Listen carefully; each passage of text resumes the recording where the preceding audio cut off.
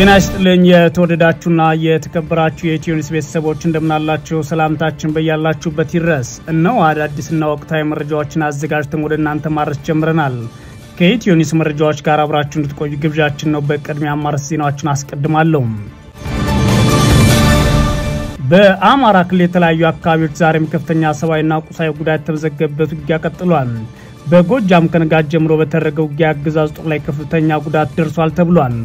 በሰሜን ወሎ ቆቦ ቀጠናም በከባድ መሳሪያ የታገዘ ውጊያ መቀስቀሱ ተሰምቷል። በሌላ በኩል የብልጽግና ምክትል አስተዳዳሪ ያቶ ተመስገን ጥሩነህ የቅርብ ሰው በፋኖ ኃይሎች መገደላቸውም ተሰምቷል። በዝርዝር እንመለከተዋለን።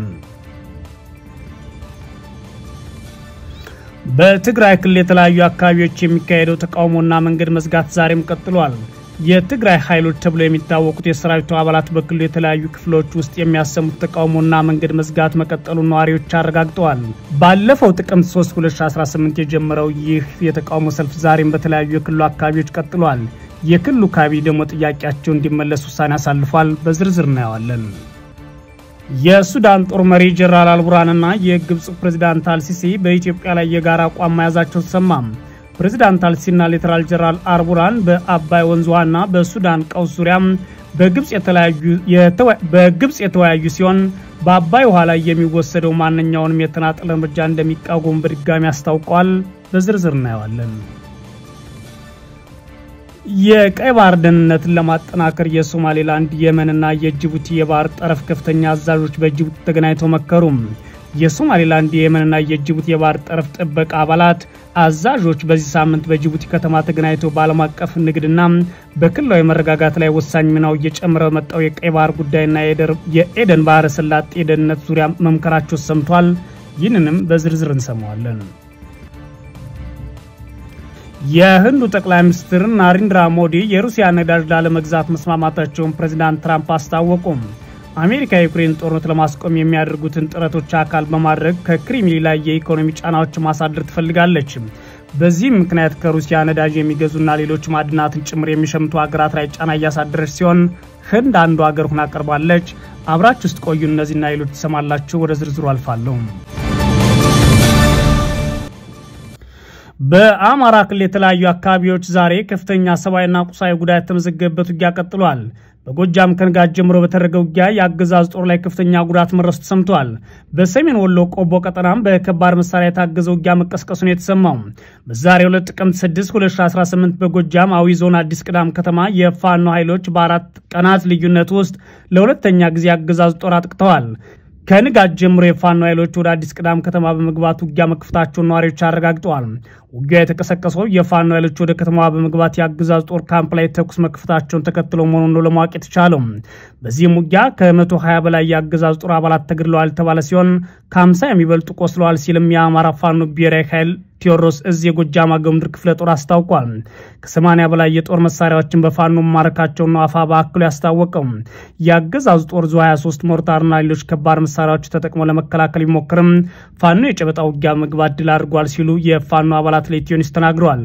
አንድ የአዲስ ቅዳም ከተማ ነዋሪ በኩላቸው ወታደሮች በተኮሱት ከባድ መሳሪያው መኖሪያ ቤት ተመቶ ጉዳት ደርሷል ሲሉ ተናግረዋል። በከተማዋ ከንጋት ጀምሮ ኩለቀን ድረስ በቆየው ከባድ ውጊያ ምክንያት ከባህር ዳር ወደ ዳንግላ አድርጎ ወደ ደብረ ማርቆስ የሚወስደው ዋናው መንገድ ለትራንስፖርት ዝግ ሆኖ መዋሉን ከነዋሪዎች ማረጋገጥ ተችሏል። በተመሳሳይ በዛሬው ዕለት በሰሜን ወሎ ዞን ቆቦ ወረዳ ከጠዋት ጀምሮ በከባድ መሳሪያ የታገዘ ውጊያ መቀስቀሱን የኢትዮኒውስ የመረጃ ምንጮች ተናግረዋል። የአገዛዙ ጦር መድፍን ጨምሮ ከባድ መሳሪያዎችን ይዞ ከቆቦ ከተማ ወደ ተኩለሻ አቅጣጫ ተኩስ መክፈቱ ተከትሎ ውጊያው መቀስቀሱና የአካባቢ መረጃ ምንጮች ያረጋገጡት ሰሞኑን ከሐራና አፋር አቅጣጫ ከፍተኛ ጦር ወደ ቆቦ ሲያከማች የሰነበተው የአገዛዙ ጦር በዘመቻ ደማሊ በፋኖ የተያዙትን አካባቢዎች መልሶ ለማያዝ በሚል ዘመቻ ጀምሯል ያሉት የመረጃ ምንጮች የዛሬ ውጊያም ተኩለሽ ለማያዝ የሚደረግ ሳይሆን አይቀርም ብለዋል። በዚህ ውጊያ በቆቦ ወረዳ አመያ፣ ጠበለት፣ ሰንደዶ፣ በዋናና መቀመሌ አካባቢዎች በመደፍ ዙ 23 ሞርታርና ሌሎች መሳሪያዎች መታገዝ መቀጠሉን ለማወቅ ተችሏል። የፋኖ የመረጃ ምንጮች በኩላቸው ከጠዋት ጀምሮ ውጊያ መቀስቀሱን በማረጋገጥ በፋኖ ኃይሎች በኩል ገዢ ቦታዎችን ይዘው ከፍተኛ ውጊያ እያደረጉ ይገኛሉ ሲሉ ተናግረዋል። በሰሜን ሸዋ ዞን ዞን የተለያዩ አካባቢዎችን በአገዛዝ ጦርና ፋኖ ኃይሎች መካከል የሚደረገው ውጊያ መቀጠሉ ተሰምቷል። በትላንትናው ዕለት የፋኖ ኃይሎች ከተሞች መቆጣጠራቸውን የአማራ ፋኖ ብሔራዊ ኃይል ደቡብ አማራ ቀጠና ሳምነው እዝን ያስታወቀው። በዚህም አፋባ በተመሳሳይ ቀን በአራት ወረዳዎች ላይ የተጠና ማጥቃት በማድረግ ሁለት ከተሞችን ጨምሮ በርካታ ቀበሌዎችን ተቆጣጥረዋል ተብሏል። በዞኑ ሞረትና ጅሩ ወረዳ ጆር ከተማ ዙሪያ በተደረገው ውጊያ ሰፊ ቀጠና ነው ከአገዛዙ ነጻ ወጥተናል ያለው አፋባ ሳምነው እዝ በሌላ ግንባር አንጭ ቆረር ከተማ ተቆጣጥረናል ሲል አስታውቋል። በተመሳሳይ በንሳሮና መራቢት ወረዳዎች የሚገኙ የአገዛዙ ጦር ካምፖች ላይ ጥቃት መፈጸሙን አፋባ አክሎ ይፋ አድርጓል። በክልሉ ደቡብ ጎንደር ዞን ጋይንት ቀጠና ጨጨሆ መድኃኔዓለም አካባቢ በዛሬው ዕለት ንጋት ጀምሮ ውጊያ መደረጉን የፋኖ የመረጃ ምንጮች ለኢትዮኒውስ ተናግረዋል። በውጊያው ሰብአዊ ጉዳት ተመዝግቧል ያሉት የፋኖ የመረጃ ምንጮች የአገዛዙ ጦር ወደ ንፋስ መውጫ ከተማ መፈግፈጉን ተከትሎ ውጊያው መቆሙን ማክለው ተናግረዋል።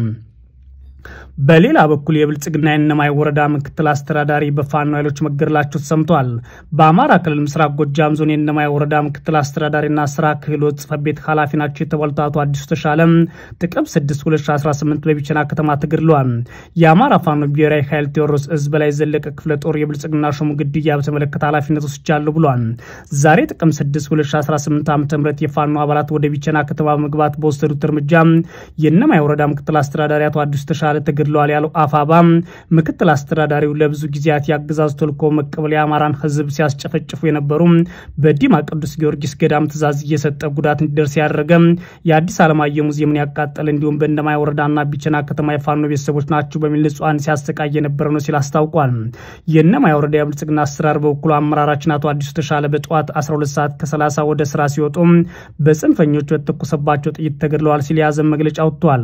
አቶ አዲሱ ተሻለ የብልጽግና ምክትል ጠቅላይ ሚኒስትር አቶ ተመስገን ጥሩነህ የተወለዱበት እነማይ ወረዳ በምክትል አስተዳዳሪነት በቆዩበት ጊዜ ቀጥታ ከአቶ ተመስገን ጥሩነህ ጋር ግንኙነት በማድረግ የብልጽግና መዋቅር ሙሉ በሙሉ ወረዳ ለመመለስ ቃል ገብተው እንደነበረ አንድ የቀድሞ የስራ ባልደረባቸው ለኢትዮኒውስ ተናግረዋል። አቶ አዲሱ ተሻለ ወረዳው ላይ ያለው ችግር ካስተካከል ሌላ ኃላፊነት ይጠብቃል በሚል በአቶ ተመስገን ጥሩነህ ቃል ተገብቶለት እንደነበረም ነው የመረጃ ምንጮች አክሎ የተናገሩት። በትግራይ የተለያዩ አካባቢዎች የሚካሄደው ተቃውሞና መንገድ መዝጋት ዛሬም ቀጥሏል። የትግራይ ኃይሎች ተብለው የሚታወቁት የሰራዊት አባላት በክልሉ የተለያዩ ክፍሎች ውስጥ የሚያሰሙት ተቃውሞና መንገድ መዝጋት መቀጠሉን ነዋሪዎች ዛሬ ይፋ አድርገዋል።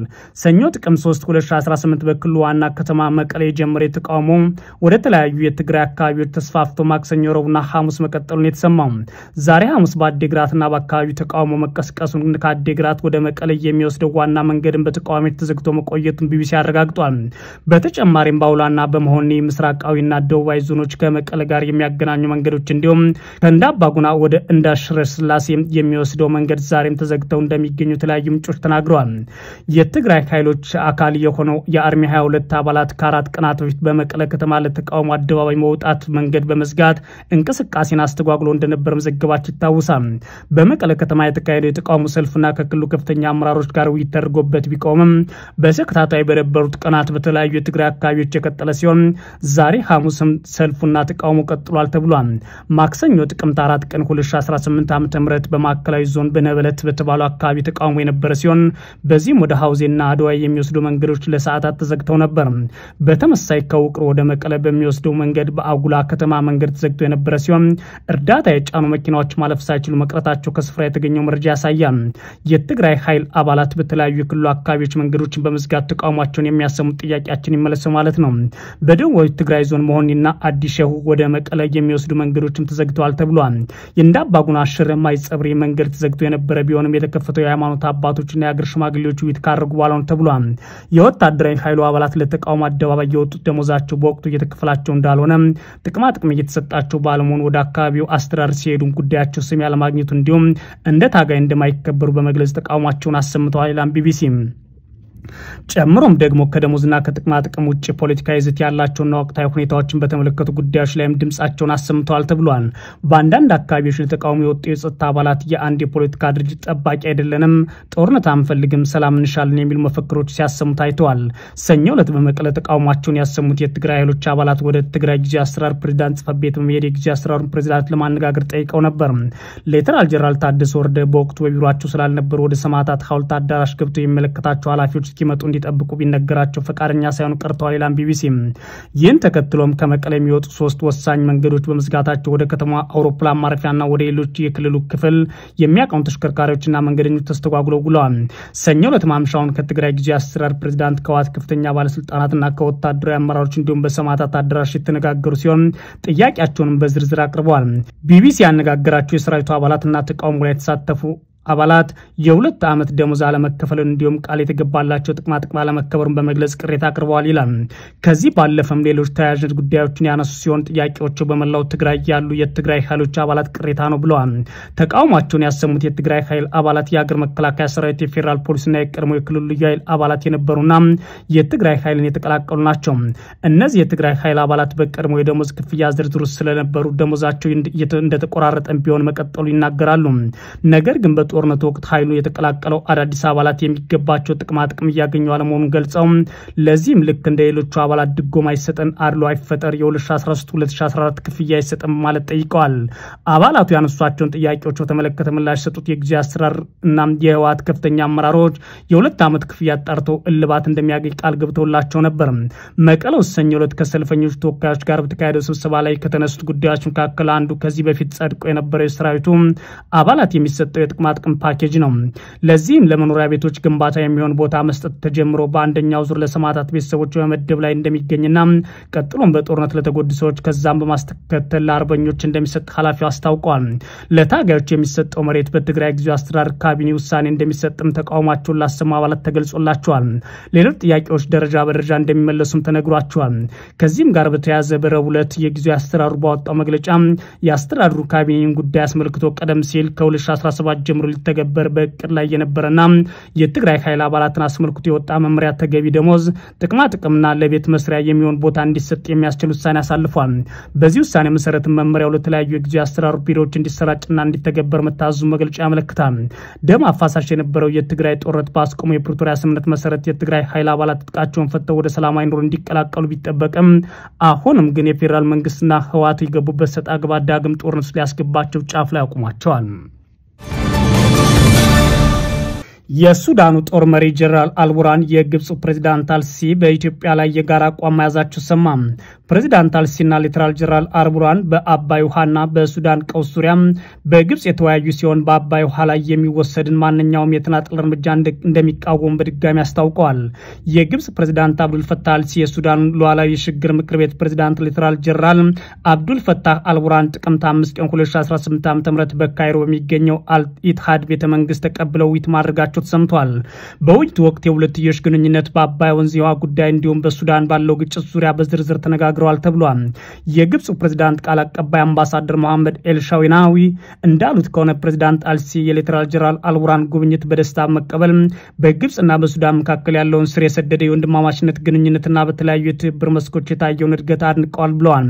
ከፕሬዝዳንት ጽሕፈት ቤት በወጣው መግለጫ መሰረት ሁለቱ መሪዎች የአባይ ወንዝ የውሃ ጉዳይን በተመለከተ በቅርቡ የተፈጠሩ ለውጦች ተወያይተውባቸዋል ነው የተባለው። የአባይ ወንዝ ላይ ዓለም አቀፍ ሕግን የሚጻረር ማንኛውም የተናጠል እርምጃ በጽኑ እንደሚቃወም በድጋሚ ያረጋግጧል የተባለ ሲሆን ሁለቱ መሪዎች አሁንም የአብይ አህመድ መንግስት የተከተለውን ፖሊሲና የኢትዮጵያን አቋም ነቅፏል ነው የተባለው። ሌተናል ጀነራል አልቡራን ግብጽንና ሱዳን በታላቁ የኢትዮጵያ ህዳሴ ግድብ ዙሪያ ያላቸው የተቀናጀ አቋም አጽንኦት ሰጠው በመግለጽ የጋራ የውሃ ጥቅሞቻቸውን ለማስጠበቅ የውይይትና የማስተባበር ስልቶችን ከፕሬዝዳንት አልሲሲ ጋር ሆኖ ለማጠናከር ተስማምተዋል። በተጨማሪም በስብሰባው ላይ በሱዳን ያለው የአሁኑ ሁኔታና ግጭቱ አብቅቶ መረጋጋት ለመመለስ እየተደረጉ ያሉ ጥረቶች ተመልክተዋል ተብሏል። ፕሬዝዳንት አልሲሲ የሱዳን ሉዓላዊነትና የግዛት አንድነት ሙሉ በሙሉ እንደሚደግፉ አረጋግጠዋል። የሀገሪቱ ብሔራዊ ትስስር ሊያናጉ የሚችሉ ወይም ትይዩ ወይም ተመሳሳይ አስተዳዳሪ አካላት የሚፈጥሩት ማንኛውም ሙከራዎች እንደማይቀበሉ ማስታወቋል ይላል ዘገባው። ሌተናል ጀነራል አልቡራን በበኩላቸው የግብጽ ቀጣይ ድጋፍና የፕሬዝዳንት ኤልሲሲን ጥረቶች አመስግነዋል የተባለ ሲሆን ይህ ድጋፍ በሁለቱ ህዝቦች መካከል ያለውን ጥልቅ ትስስር የሚያሳይ ከመሆኑም በላይ ሱዳን አሁን የገጠማትን ቀውስ እንድትቋቋም አስተዋጽኦ የሚያደርግላት መሆኑን ተገልጿል። በስብሰባው ላይ ከግብጽ ውጭ ጉዳይ ሚኒስቴር የስደትና የግብጽ የውጭ ሀገር ዜጎች ጉዳይ ሚኒስቴር ዶክተር በድር አብደላቲና የጠቅላላ መረጃ ዳይሬክተር ሜጀር ጀነራል ሐሰን ረሻድ ተገኝተዋል ተብሏል። በሱዳን በኩል ደግሞ የውጭ ጉዳይ ሚኒስትር ሙሂ አልሃዲን ሳለም፣ የጠቅላላ መረጃ ዳይሬክተር ሌተናል ጀነራል አህመዲን ኢብራሂም ሙፈዳል እና በካይሮ የሱዳን አምባሳደር ሌተናል ጀነራል ኢንጂነር ኢማድ አልሃዲን ሙስጦፋዊ አዳዊና የሉዓላዊ ሽግግር ምክር ቤት ፕሬዝዳንት ጽሕፈት ቤት ዳይሬክተር ሜጀር ጀነራል አደል ኢስማኤል አቡበከርን ያካተሉ በካይሮ መሳተፍ ተሰምቷል። የቀይ ባህር ደህንነትን ለማጠናከር የሶማሌላንድ የመንና የጅቡቲ የባህር ጠረፍ ከፍተኛ አዛዦች በጅቡቲ ተገናኝተው መከሩ።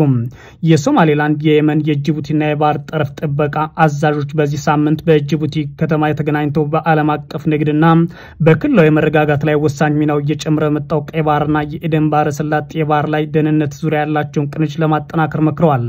በጅቡቲ የባህር ጠረፍ ጥበቃ ዋና መስሪያ ቤት የተካሄደው በዚህ ውይይት ላይ የሶማሌላንድ አድሚራል አህመድ ሁሪ ሀሪዬ እንዲሁም የየመን አድሚራል ካሊድ አሊ መሐመድ ሳላህና የጅቡቲው አድሚራል ዋኤስ ኡመር ቦቆር ተገኝተዋል የተባለው የስብሰባው ዋና ዓላማ የጋራ ውሃዎችን በመጠበቅ የባህር ላይ ስጋቶችን በመከላከልና በክልሉ ውስጥ ያሉ ውጫዊ ጣልቃ ገብነቶችን በመቋቋም ዙሪያ በትብብር መስራት ላይ ያተኮረው ነው። ይህ ውይይት የተካሄደው ታዲያ ኢትዮጵያና ኤርትራ ባህር በር ጉዳይ ላይ ሊጓጉ ጫፍ ላይ ደርሰዋል ተብሎ በሚነገርበት ሰዓት ነው።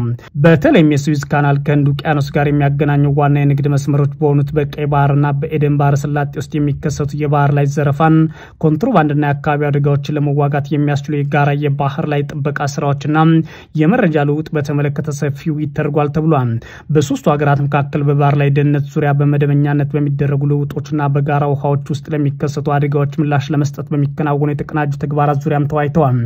በተጨማሪም ከዚህ ቀደም የፈረንሳይ አዘጋጅነት በጅቡቲ ተካሂዶ በነበረውና የቀይ ባህር መተላለፊያ መረጋጋት ላይ ባተኮረው የባህር ላይ ደህንነት ጉባኤ ላይ የተገኘው ውጤት ተጠናክሮ እንዲቀጥል የሚያግዝ ነው ተብሏል። ሆርን ዲፕሎማት ባወጣው ዘገባ መሰረት በጅቡቲ የተካሄደው የስብሰባ ሶማሌላንድ የመንና ጅቡቲ በዓለም ላይ ካሉ በጣም ስራ የሚበዛባቸውና ስልታዊ ጠቀሜታ ያላቸው የውሃ መንገዶች ለመጠበቅና የክልላዊ የባህር ላይ አስተዳደርን ለማጠናከር ያላቸው አዲስ ቁርጠኝነት የሚያመለክቱ ነው ተመዝግቧል ብሏል። የህንዱ ጠቅላይ ሚኒስትር ናሬንድራ ሞዲ የሩሲያን ነዳጅ ላለመግዛት መስማማታቸውን ፕሬዝዳንት ዶናልድ ትራምፕ ተናገሩ። አሜሪካ የዩክሬን ጦርነት ለማስቆም የሚደረጉትን ጥረቶች አካል በማድረግ በክሬምሊን ላይ የኢኮኖሚ ጫናዎችን ማሳደር ትፈልጋለች። ትራምፕ ለጋዜጠኞች ሲናገሩ ህንድ በአጭር ጊዜ ውስጥ ከሩሲያ ነዳጅ መግዛት እንድታቆም ከሞዲ ማረጋገጫ ማግኘታቸውና ይህም ትልቅ እቀባ መሆኑን ገልጸዋል። የአሜሪካው ፕሬዝዳንት ህንድ ከሩሲያ ነዳጅ መግዛቷን ለማስቆም ቢፈልጉ ደልሂ ግን እስካሁን ይህንን ሳትቀበል ቆይታለች ይላል ቢቢሲ። የሀገሪቱ መንግስት ቃል አቀባይ ለትራምፕ ንግግር በሰጡት ምላሽ ከህንድ ጋር የኢነርጂ ትብብሩን ለማጠናከር ፍላጎት ካሳየው የአሜሪካ አስተዳደር ጋር ውይይቶች እየተካሄዱ ነው ብለዋል። በዋናነት ቅድሚያ የምንሰጠው ጉዳይ በሚለዋወጠው የኢነርጂ ሁኔታ ውስጥ በሚገኙ የህንድ ሸማቾች ፍላጎት መጠበቅ ነው ያሉት ቃል አቀባይም የገቢ ንግዱ ፖሊሲያቸውን በዚህ ዓላማ ላይ እየተመሰረተ መሆኑን ገልጸዋል። ሩሲያ ወደ ውጭ ከምትልካቸው ምርቶች መካከል ነዳጅና ዘይት እንዲሁም ጋዝ ከፍተኛውን ድርሻ የሚይዙ ሲሆን ከዋና ደንበኞቿ መካከል ቻይና፣ ህንድና ቱርክ ይጠቀሳሉ። ትራምፕ በኦቫል ቢሮም ረቡዕ ዕለት እንደተናገሩት አሰራራቸው የሞስኮን የኃይል ድጋፍ ለመቁረጥ በሚያስፈልገው ሰፊ ግፊት ቻይናም ተመሳሳይ እርምጃ እንድትወስድ እንደሚፈልጉ ገልጸዋል። ጃፓን ከሩሲያ ነዳጅና ጋዝ ማስገባቷ እንድታቆም የትራምፕ አሰራር ግፊት እያደረገባት እንደሆነ ቢቢሲ ዘግቧል። የአሜሪካ የግዢ ቤት ኃላፊ ስኮት ቢስተን እንዳሉት ደግሞ በጉዳዩ ላይ ረቡዕ ዕለት ከጃፓኑ የፋይናንስ ሚኒስቴር ካስትሩኖቡ ካቶ ጋር መነጋገራቸውን ይፋ አድርገዋል። ህንድ የነዳጅ ግዢዋን ወዲያውኑ ማቆም አትችልም ያሉት ትራምፕ እርምጃው የተወሰኑ ሂደቶችን ይፈልጋል፣ ሆኖም በቅርቡ ያበቃል ሲሉ ተናግረዋል። የተወደዳችሁና የተከበራችሁ የኢትዮ ኒውስ ቤተሰቦች መረጃዎቻችን እነዚህ ነበሩ። መልካም ጊዜ እመኛለሁ።